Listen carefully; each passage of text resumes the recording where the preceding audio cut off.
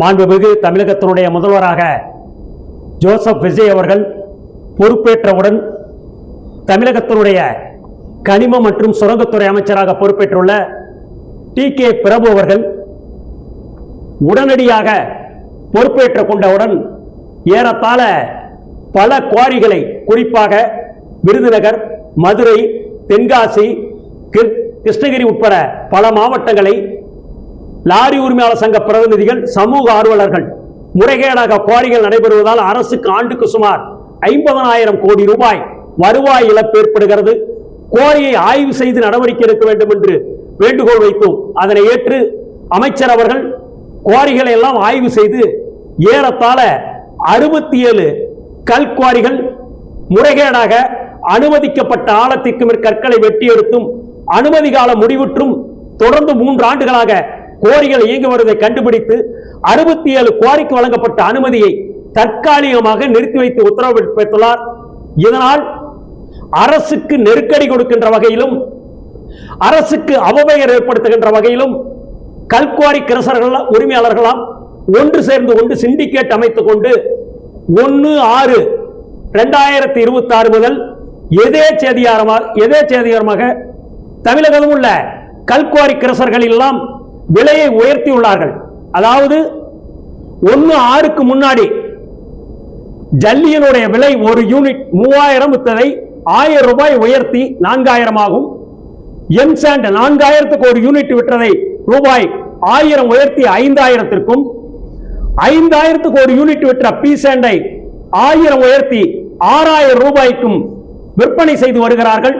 இதனால் ஒட்டுமொத்த கட்டுமான தொழில் பெருத்த இழப்பை சந்திக்கும்.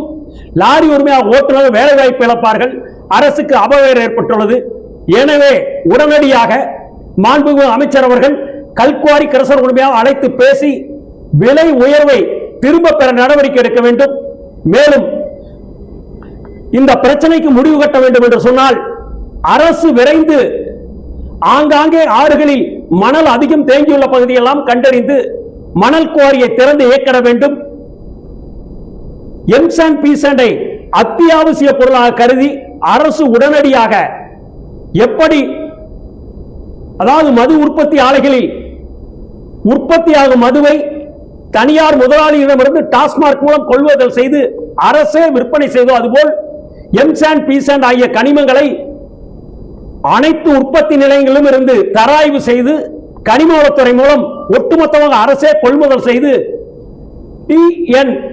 எம்சாண்ட் செயலி மூலம் ஆன்லைன் பதிவு, இணையதள பதிவு மூலம் மாவட்டங்கள் தோறும் மணல் விற்பனை நிலையம் அமைப்பது போல் எம்சாண்ட் விற்பனை நிலையம் அமைத்து ஆன்லைன் முறையில் லாரிகளுக்கு வழங்கினால் முறைகேடு தவிர்க்கப்படும். அனுமதிக்கப்பட்ட ஆழமே கற்களை வெட்டி எடுப்பார்கள். அரசு நடத்துகின்ற பொழுது முறைகேடுகள் நடப்பதற்கு வாய்ப்புகள் குறைவு. எனவே அரசே ஒட்டுமொத்தமாக கொள்முதல் செய்து இதை விற்பனை செய்ய வேண்டும் என்று வேண்டுகோள் விடுகிறோம். மேலும் கடந்த ஆட்சியின் போது தமிழகம் முழுவதும் கனிமவள கொள்ளை தினசரி கட்டுக்கடங்காமல் நடைபெற்று என்பது அனைவரும் அறிந்த உண்மை. குறிப்பா பார்த்தீங்கன்னா திருநெல்வேலி மாவட்டத்தில் அன்றைய சார் ஆட்சியர் அவர்கள் 262,000 கோடி ரூபாய் ஒரு அந்த மாவட்டத்தில் இங்க கற்குவாரிகள் விதிமுறை மீறி செயல்பட்டதாக அபராதம் விதித்ததை இந்த 262 கோடியுமே 13.5 கோடியாக குவாரி உரிமையாளர் கையூற்று பெற்றுக் கொண்டு அன்றைய கனிமவளத்துடைய செயலாளர் ஜெயகாந்தன் IAS அவர்கள் மிகவும் குறைத்து இந்த அபராதத்தை அவர்களுக்கு சாதமாக வழங்கியதால் அரசுக்கு ஏறத்தாழ 250 கோடி ரூபாய் வருவாய் இழப்பு ஏற்பட்டது. எனவே இதுபோன்ற அதிகாரிகளை உடனடியாக விசாரணை செய்து பணியிடம் சேர்க்க வேண்டுகிறோம். மேலும் மாண்புமிகு அமைச்சர் அவர்கள் தமிழகத்தில் நடைபெறுகின்ற அனைத்து அரசு மற்றும் தனியார் கட்டுமான பணிகளுக்கு தேவையான ஜல்லி, எம்சாண்ட், பீசாண்ட் தாராளமாக குறைந்த விலையில் கிடைக்க வேண்டும் என்று சொன்னால் திருநெல்வேலி, தென்காசி மாவட்டங்களில் இருந்து குற்றலம், மத்தளம் வழியாக புளியரை சோதனை சாவடி தாண்டி கேரளாவுக்கு தமிழகத்தில் உற்பத்தி ஆகின்ற கனிமங்கள் எல்லாம் எடுத்துச் செல்கிறார்கள். அதுபோல் திருப்பூர், கோயம்புத்தூர் உற்பத்தி ஆகக்கூடிய எம்சாண்ட், பீசாண்ட், குண்டு கற்கள் எல்லாம் ஜமீன் காளையாபுரம் வாளையார் செக் போஸ்ட் வழியாக தினசரி ஆயிரக்கணக்கான லாரியில் கேரளாவுக்கு எடுத்துச் செல்கிறார்கள். இங்கு கிருஷ்ணகிரியில் இருக்கின்ற கல்குவாரி கிரசிலிருந்து ஒசூர் வழியாக கர்நாடகாவிற்கு ஆயிரக்கணக்கான லாரிகள் தினசரி கனிமங்கள் சென்று வருகிறது. இதையெல்லாம் முறைப்படுத்தி தமிழகத்தினுடைய வேலைக்கு மட்டுமே பயன்படுத்துவதற்காக கேரளா, கர்நாடகா போன்ற மாநிலங்களுக்கு ஒட்டுமொத்த கனிமங்கள் எடுத்துச் செல்வதற்கு தடை விதிக்க வேண்டும். அப்படி செய்து முறைகேடு இல்லாமல் கனிம வளத்துறை சிறப்பாக செயல்பட்டால் ஆண்டுக்கு 50,000 கோடி ரூபாய் வருவாய் இழப்பு ஏற்படாமல் கூடுதலாக கிடைக்க வாய்ப்புள்ளது. கடந்த அரசு மணல் குவாரி நாமக்கல்ல கூட மணல் குவாரி செயல்படல.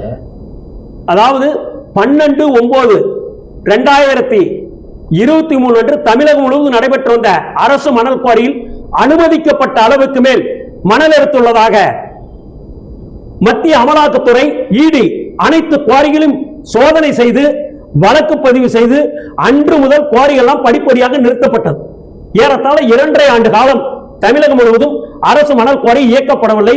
இதனால் இந்த தொழிலில் முழு நேரம் ஈடுபட்டுள்ள 55,000க்கும் மேற்பட்ட லாரி உரிமையாளர்கள் ஓட்டுநருடைய வாழ்வாதாரம் பெரிதும் பாதிக்கப்பட்டுள்ளது. எனவே அரசு முறைப்படி, அரசாணைப்படி ஆறுகளில் எங்கெங்கெல்லாம் மணல் திட்டுகள் தேங்கியுள்ளதோ அந்த இடங்களை கண்டறிந்து 1 மீட்டர் டெப்த் ஆழம் மட்டுமே மணல் எடுத்தால் மிகச் சிறப்பாக இருக்கும். கட்டுமானம் ஏழை எளியோர்கள் வீடு கட்டுவார்கள். அரசின் திட்டத்தின் கீழ் வீடு கட்டுவதெல்லாம் மிக சிறப்பாக இருக்கும். எனவே மணலுக்கு மாற்று எம்சாண்ட் என்று சொல்கிறார், கிடையவே கிடையாது. காடுகளை, மலைகளை அழித்து எம்சாண்ட் உற்பத்தி செய்கிறார்கள். மீண்டும் அந்த மலைகளை உருவாக்க முடியாது. ஆறுகளில் குறிப்பிட்ட 1 மீட்டர் ஆழம் மணல் எடுத்தால் எந்த பாதிப்பும் இல்லை. எனவே அரசு விரைந்து பொதுப்பணித்துறை மூலம் அரசு மணல் குவாரியை திறந்து இயக்க வேண்டும். அரசே நேரடியாக லோடிங் டிரான்ஸ்போர்ட் ஒப்பந்தம் தனியாருக்கு கொடுக்காமல் பொதுப்பணித்துறையை நடத்திட வேண்டும். இணையதள பதிவு மூலமே மணல் வழங்க போட வேண்டும். லாரிகளில் அனுமதிக்கப்பட்ட அளவு பாசிங் லோடு மட்டுமே ஏற்றி செல்ல வேண்டும். சாலை விபத்துகள்லாம் அதிக அளவில் இந்தியாவிலே கடந்த 3 ஆண்டுகளாக தமிழகம் 3வது இடத்தில் இருக்கிறது.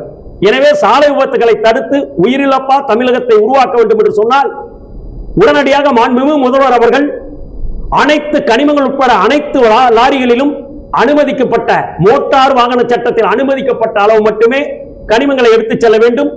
கனிமங்களில் அளவுக்கு மீறி ஏற்றி விடுகின்ற கல்குவாரி கிரசர் உரிமையாளர் மீது வழக்கு பதிவு செய்து நடவடிக்கை எடுக்கப்பட வேண்டும்.